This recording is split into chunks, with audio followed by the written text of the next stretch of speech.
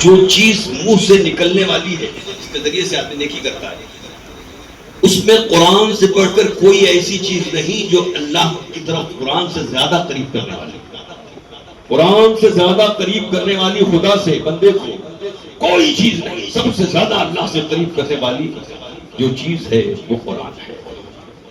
بندہ قرآن کے ذریعے اللہ سے بہت قریب ہوتا ہے جب وہ تلاوت کرتا ہے۔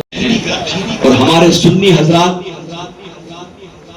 علماء سے علم حاصل کر کے ان کا بھرپور جواب دیں، بالخصوص سوشل میڈیا کے اوپر بڑی تنقیدیں ہوتی ہیں اہل سنت پر، مگر ہمارے لوگوں کے پاس اتنا علم نہیں ہوتا کہ قاعدے سے ان کا جواب دے سکیں، اور جلسے کے اندر پہنچنے کے بعد جی لگا کے سنیں اور باتوں کو محفوظ کریں اور جواب دینے کی صلاحیت پیدا ہو، اس پر بھی کوئی توجہ نہیں۔ نعت خانوں پر تو بڑی توجہ ہے آپ کی، لیکن یہ جو خطاب جو بین علم کا سرمایہ ہے، جس کے لیے حضرت علی نے کہا تھا ردینا ردینا قسمت الجبار فینا، ہم جبار کی قسمت پہ راضی ہیں، ہم اللہ کی تقسیم پہ راضی ہیں، ہمارے لیے علم ہے اور جاہلوں کے لیے مال ہے۔ مال کے لیے آدمی کتنا کشٹ اٹھاتا ہے، کتنی تکلیفیں اٹھاتا ہے، 4 بجے بھی جاگ جائے گا صبح میں، مگر فجر کی نماز کے لیے نہیں جاگے گا۔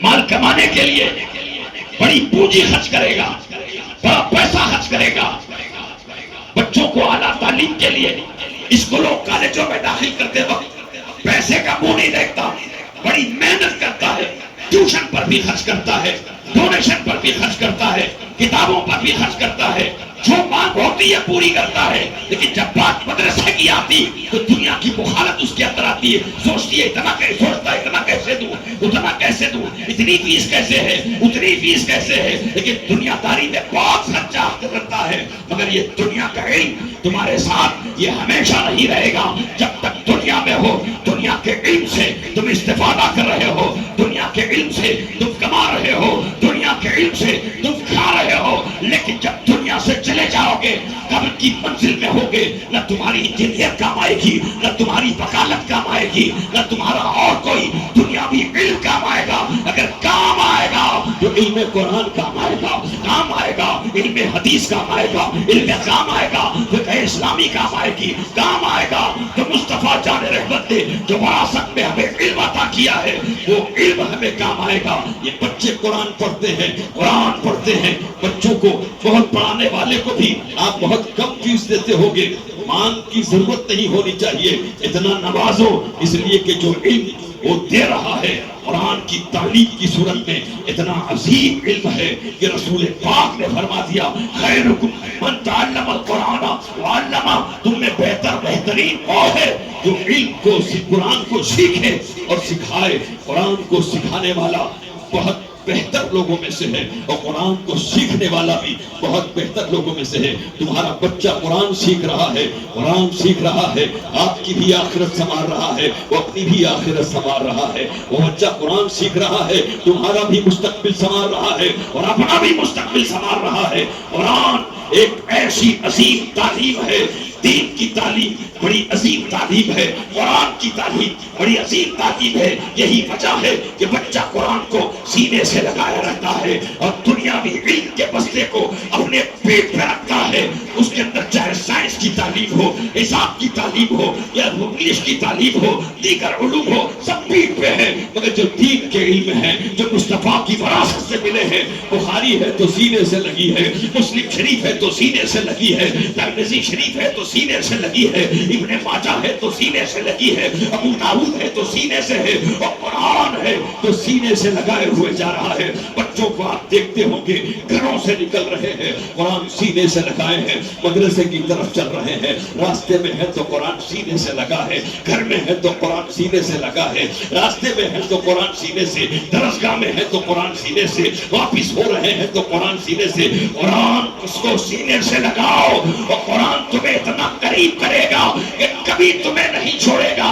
جب تک کہ قرآن دنیا میں ہے تمہارے ساتھ ساتھ رہے گا، تمہارے سینے سے لگے رہے گا۔ سینے ہی سے نہ لگاؤ بلکہ قرآن کو اپنے دل کے اندر اتار لو. قرآن تمہارے لیے یہاں بھی فضیلت کا باعث ہے. قرآن یہاں بھی تمہارے لیے سربلندی کا سرچشمہ ہے. قرآن یہاں بھی تمہارے لیے رحمت ہے. قرآن یہاں بھی تمہارے لیے ہدایت ہے. اور جب تم دنیا سے جاؤ گے قبر میں پہنچو گے یہی قرآن تمہیں روشنی عطا کرے گا. اور جب تم آخرت میں رہو گے قرآن تمہارے سینے سے لگا رہے گا, تمہارے آگے آگے رہے گا. میزان عمل میں رہو گے آگے آگے, صراط پہ رہو گے آگے آگے, حوض کوثر پہ رہو گے آگے آگے, حساب کتاب کے مرحلے میں رہو گے قرآن آگے آگے رہے گا. نبی نے فرمایا کہ قرآن پڑھو اس لیے کہ قرآن والوں کے لیے قرآن شفاعت کرتا ہے. یعنی یہ قرآن دنیا میں تمہارے لیے عظیم فضیلت ہے, آخرت میں فضیلت کے ساتھ تمہارا سامان شفاعت بھی ہے. نعرہ تکبیر, نعرہ رسالت, شان قرآن, عظمت قرآن, مسلک اعلی حضرت. نعرہ تکبیر, نعرہ رسالت. سبحان اللہ, سبحان. یہ جو قرآن پڑھ رہے ہیں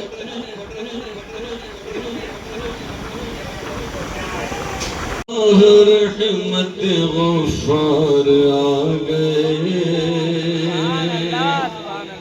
سرکار آ گئے, فضل الہ رحمت غفار آ گئے, فضل الہ رحمت غفار آ گئے, سرکار آ گئے,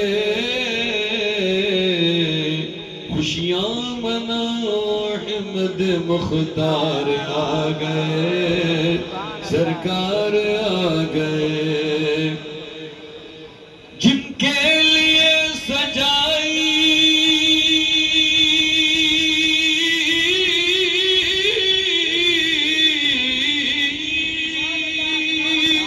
جن کے لیے سجائی گئی بزم کن فکا, لولاک جن کی شان وہ نوشہ جمال طرفدار آ گئے, سرکار آ گئے, وہ نوشہ جمال طرفدار آ گئے, سرکار آ گئے. بنیاد گلستان جہاں,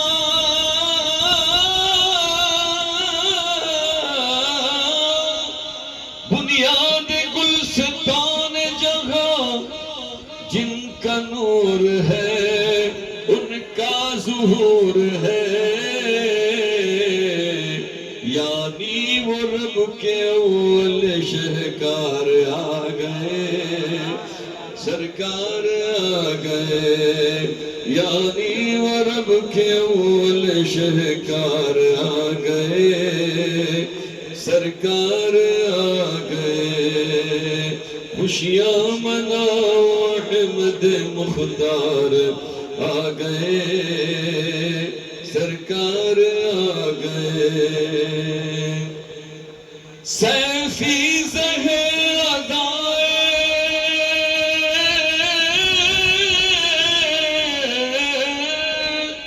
سیفی زہر ادائے نبوت کا اختیار, سیفی زہر ادائے نبوت کا افتخار, اغیار بھی نثار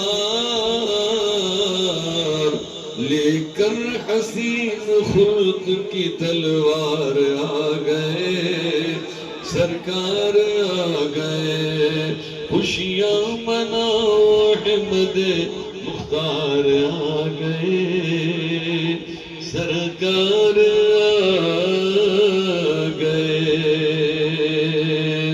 درود پاک پڑھیں, اللہم صلی علی سیدنا فینا مولانا محمد وعلی آل سیدنا مولانا محمد بارک وسلم, صلاۃ و سلام علیک یا رسول اللہ صلی اللہ تعالی علیہ وسلم. جب عشق سکھاتا ہے آداب خداگاہی, کھلتے ہیں غلاموں پر اسرار شہنشاہی،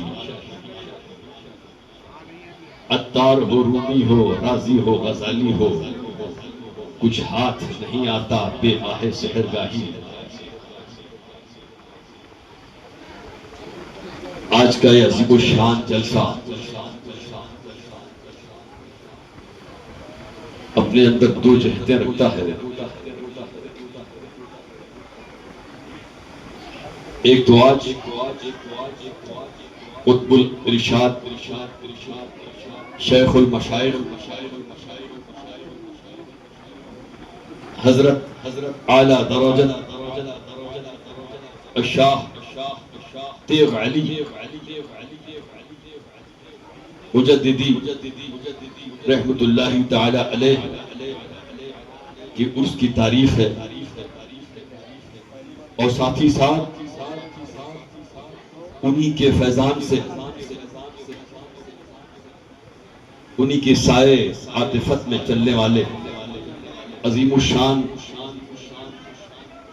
ادارے مدرسہ تیغیہ کا عظیم الشان دستار بندی کا جلسہ بھی ہے۔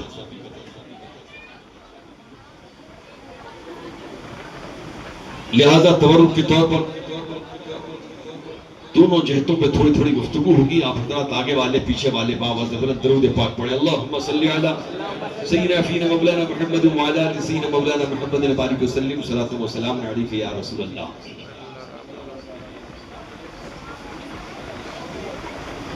اللہ والے زمین پر رہے یا زمین کے نیچے رہے، دونوں صورتوں میں فیض بخش ہوتے ہیں۔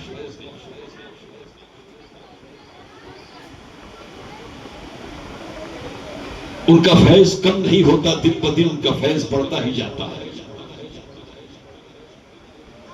یہ ہم نہیں کہتے، وہ ذات بابرکات جن کی ولایت پہ اتفاق ہے، جن کی قطبیت پہ اتفاق ہے، جن کے خواجہ خواجگاہ ہونے پہ اتفاق ہے، یعنی خواجہ خواجگاہ سیدنا خواجہ معین الدین اجمیری رضی اللہ تعالی عنہ حضور داتا گنج بخش لاہوری کی مزار پر چلہ کشی کرتے ہیں، اور اس کے بعد وہاں پہ شعر عرض کرتے ہیں: فیض بخشے گنج بخشے فیض عالم، مظہر نور خدا، ناقص آرا پیر کامل، کامل آرا رہنما۔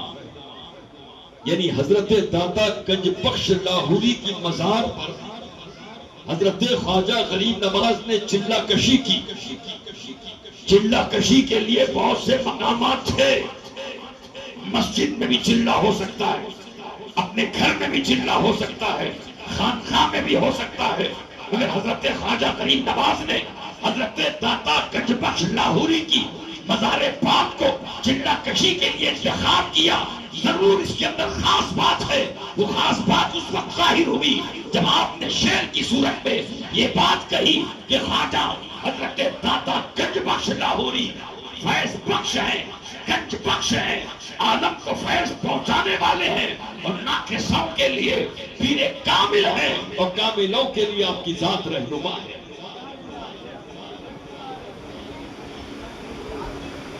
دیکھیے، آپ حضرات تقریر سننا ہے تو سنیے، یہ تماشا تو نہیں چلنے والا۔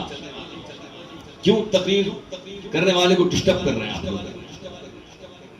ہم لوگ کچھ رٹ کے نہیں آئے۔ حرم مالک رقاب امم قاسم العطایا والنعم مدینۃ العلم والحکم صلی اللہ تعالی علیہ وسلم کی بارگاہ بے قسمناہ میں آواز بلند درود پاک کا ہدیہ عقیدت پیش کریں۔ اللہم صلی علی سیدنا فینا مولانا محمد وعلى آل سيدنا مولانا محمد وبارك وسلم صلاة وسلاما عليك يا رسول الله۔